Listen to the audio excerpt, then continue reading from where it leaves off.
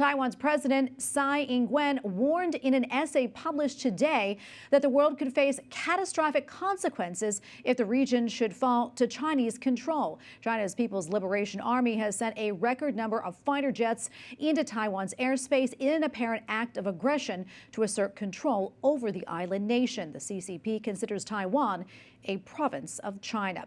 Tsai Ing-wen wrote in a Foreign Affairs article that she wishes for peace, but, quote, if its democracy and way of life are threatened, Taiwan will do whatever it takes to defend itself. And joining us now is Chang, author of The Great U.S.-China Tech War and the Coming Collapse of China. Gordon, welcome back. Always so great to see you. Tensions really have been heating up between China and Taiwan, with China flying multiple warplanes into Taiwan's airspace. What is this signal, and do you think this situation here could escalate?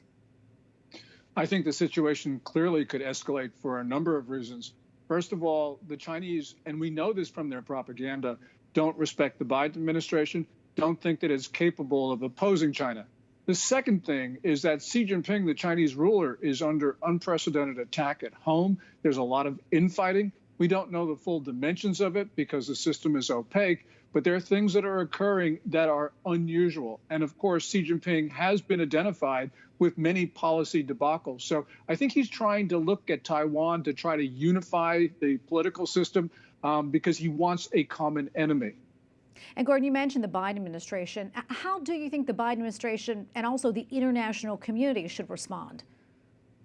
I think that President Biden should get behind the microphone in the Oval Office and say publicly to the Chinese that the United States will defend the island. If he does that, I don't think China will try it. But right now, the Chinese are not exactly sure what Biden will do, but I think that they believe that they could get what they want, especially because the policies of the Biden team have visibly softened since the fall of Kabul. And I think they probably believe that for at least Beijing, things are going in the right direction. And that means they're probably going to try to press the advantage. Yeah, I'm going to pivot here from Taiwan and something about you and I talked the last time that you were on about the Chinese real estate giant Evergrande and its troubles. And now it seems there's another developer, Fantasia Holdings Group. It's also facing some financial issues. What more can you tell us about that and also the impact of all of this on China's economy? Yeah, Fantasia reported to stock exchange authorities that it missed a $206 million principal repayment yesterday.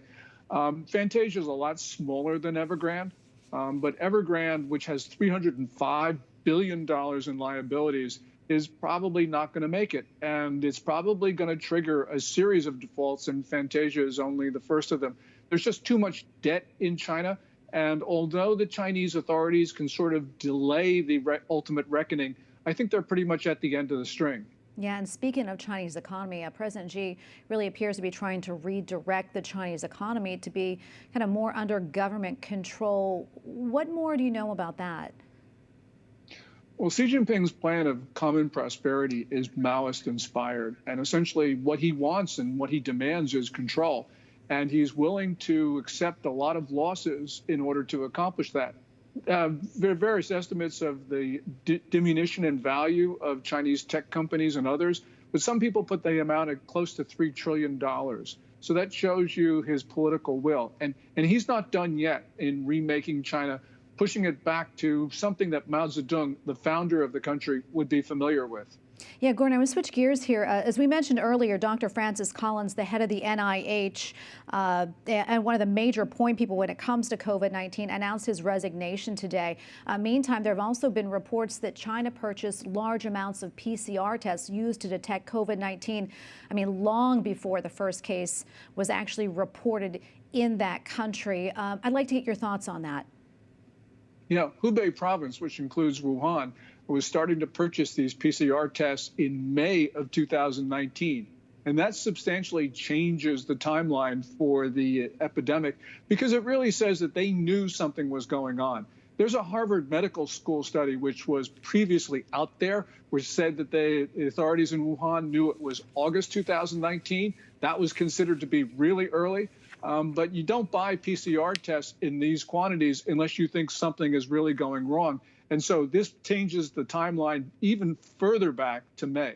Yeah, well, Gordon, thank you so much for coming on. Always great to get your analysis. Gordon Chang, author of The Great U.S.-China Tech War and the Coming Collapse of China. Thank you again. Thanks, Tracy.